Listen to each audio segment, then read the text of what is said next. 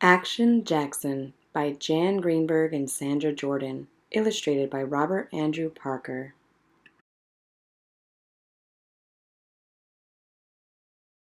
The wind blows in from Gardiner's Bay, bringing the scent of salt marshes and sea lavender. His eyes miss nothing. Sunlight on the tree branches, tangled stalks of blackberry bushes, beetles crawling in the grass underfoot. Caw, caw! The crow he tamed flies down and lands on his shoulder. His border collie, Jip, runs in circles, demanding a walk, across the fields and down a country road to the wide, sandy beach. But Jackson turns and keeps going. The gray, weathered barn used to be filled with rusted machinery, old fishing gear, and broken tools.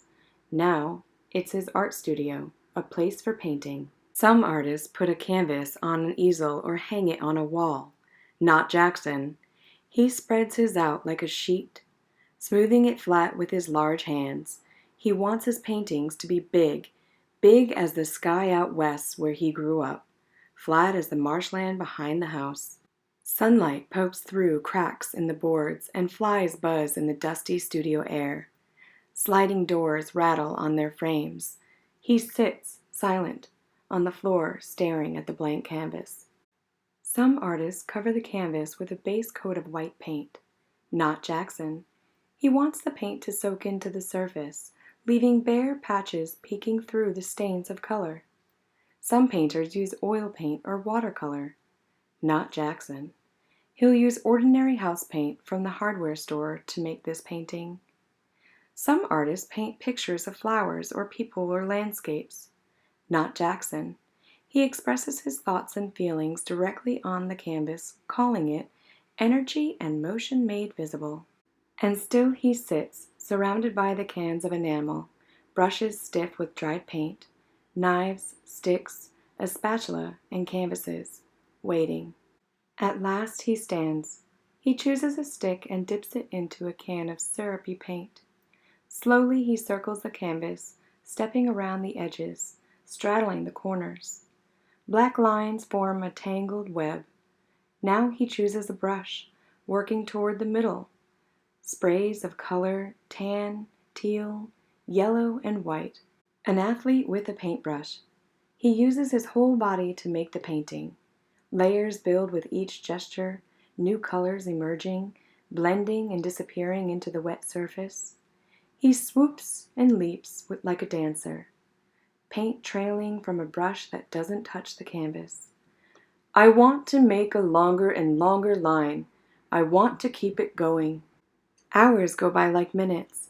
Suddenly he feels exhausted, used up, his inspiration gone. Things get in the way of the flow, like roots blocking a soil line. He puts down the brush and goes into the house to help make supper. His mind filled with thoughts about the wet painting back on the studio floor. The next afternoon, Jackson prowls around the canvas, studying his work. But he doesn't pick up a brush. Instead, he walks the beach past the sandy marshes and the tall spartina grass that waves in the breeze. He spends hours sitting on a grassy dune watching the gulls. In the barn, the layers of paint dry. Almost a week passes before he dips a brush and begins his dance. What is he thinking?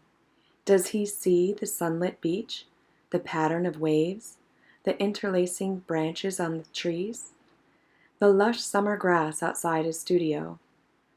I don't know where my pictures come from. They just come. And the paint flows. Like the Native American sand painters he saw as a boy out west. He moves around the canvas, coaxing the paint into loops and curves. On the floor I am much more at ease. I can walk round it, work from the four sides, be in the painting. Fireworks splatter of rosy pink, twisting ropes of white, spangles of silver, a lavender glow where pink and blue-black meet. Jackson listens to jazz recordings in the evenings. He likes musicians who improvise, inventing their own melodies as they play. While he paints, the notes spin over and over in his memory. Swish and swish again. The rhythm of the brush matches the rhythm of the music. If a penny fell out of his pocket, he would leave it. An insect lands in the wet paint, and there it stays. Nails and tacks become part of the texture. He caresses the surface with sticky paint-stained hands. One, then two, handprints across the canvas. His eyes move up and down, back and forth. With light steps, he follows the sweep of his brush. He stops in a pool of paint, pauses. Paint, paint, and more paint. Dripping, pouring, flinging. The paint has a life of its own. I try to let it come through. Again he stops. He climbs a ladder to look down at the whole canvas. Every muscle aches, but his eyes, his mind, and his heart know the painting is finished. Some people will be shocked when they see what he has created. Some angry, some confused, some excited, some filled with a happiness they can hardly explain. But everyone will agree, Jackson Pollock is doing something original, painting in a way that no one else has ever seen before. For the next few days, he and his wife Lee plant the vegetable garden. They drive into town in their Model A Ford. He digs for clams on the beach. On the weekend, friends drop by for a party. It will take another week for the thick paint to dry. Then Jackson and Lee will tack the canvas to the studio wall. Jackson sits, silent, staring at the blank canvas spread on the floor of the barn, waiting. Soon he will dip his brush in a can of paint, lifting it high in the air to begin again. Thank you for listening to this read aloud of Action Jackson. If you would like to hear more like this artist, please subscribe to our channel, Zip Ziggle.